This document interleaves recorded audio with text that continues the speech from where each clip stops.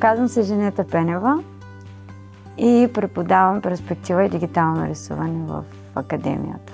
Моя професионален опит е много странен, защото за първи път се сблъсках с компютрите през 1987, но тогава компютрите бяха едни големи машини, които работеха под DOS и игрите бяха 8-битови, което за мен беше скучно и аз продължих да рисувам след това, защото така или иначе бях завършила художествено училище. И това мое рисуване като художник на свободна практика продължи 15 години, в което аз нарисувах много картини и портрети, които са в над 40 държави в момента. Но през 2000-та година за първи път в България се заговори за визуални ефекти и започнах работа в първото студио за визуални ефекти в България, като тази моя работа продължи над 10 години, през което време аз завърших архитектура и след това започнах да се занимавам с архитектурни визуализации, което правя и до момента. Собственик съм на Diatic Studio, където ние успяхме да съберем всичко, което имаме като опит от архитектурата, от визуалните ефекти, от рисуването и в момента ние се занимаваме с цялостно представяне на много големи архитектурни проекти за цял свят.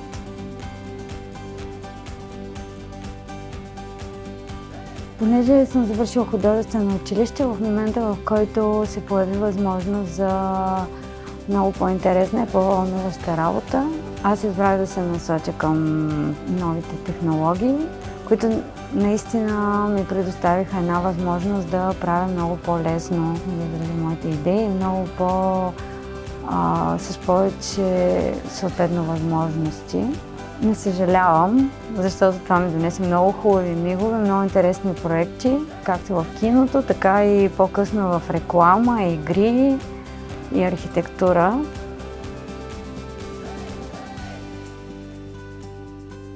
В Arc Academy преподавам две специалности – перспектива и дигитално рисуване. В курса по перспектива имаме възможност да разгледаме всички видове перспектива, от съвсем елементарните до тези, които са вече по-модерните 360 примерно градуса, 4-точкови, 5-точкови перспективи. Тоест, опитвам се в този курс да се получи абсолютно пълна представа за всички начини за чертане, както в дигиталните програми, така и ако се налага да се начертае по абсолютно традиционния начин. Докато в курса по дигитално рисуване, който е доста обемен, се опитвам да преподам всичко това, което се изучава като класическо рисуване, но пречупено вече през дигиталните програми.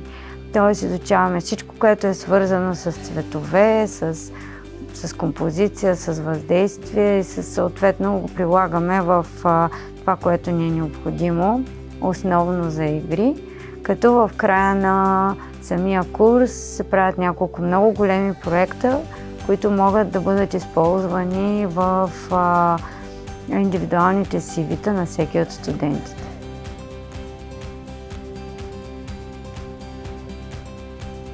Основният софтуер, който се преподава в Академията по дигитално рисуване е Photoshop, който има на всички компютри и всички могат да използват докато работят тук.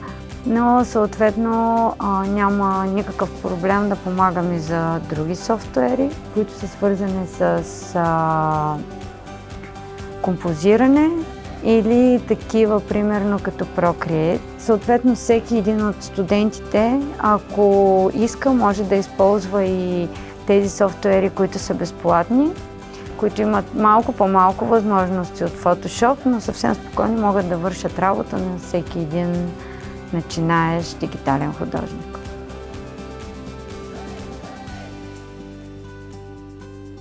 Аз като един човек, който е минал през две, според мен, съвсем различни епохи, нали, от това, когато рисувахме абсолютно всичко на ръка и след това през времето на дигиталните технологии, съвсем ясно мога да различа тези неща и да кажа, че в момента възможностите, които предполагат новите технологии, са много по-големи в няколко аспекта. Може би за мен основният е свободата, която дава това да бъдеш дигитален художник. И като вид работа, защото сферите, в които може един човек да се развива, са безкрайно много в момента. Нали, на пръв поглед, когато говорим за това, ние си мислим за игри, за филми, за илюстрации, но всъщност те са много повече от това. Нали? Освен в рекламата, в визуализирането. Аз имам проекти като VJ дори, и много други неща, които ни идват на ума. Във всяка една от тези сфери всеки един може да намери своето място. И аз мога да гарантирам, че всеки един добър визуален артист няма как да остане без работа в момента. Дали напротив, има недостиг на добри дигитални артисти.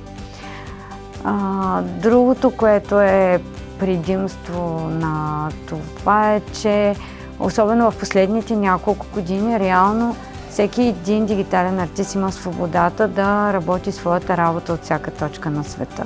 Другите предимства са свързани с това, че по този начин е много по-лесно да се работи, много по-лесно можем да направим своите поправки, много по-лесно можем да изпълним задачите, които са ни дадени. И в този смисъл аз мога да ви кажа, че е много вълнуващо и перспективно един човек да бъде дигитален художник.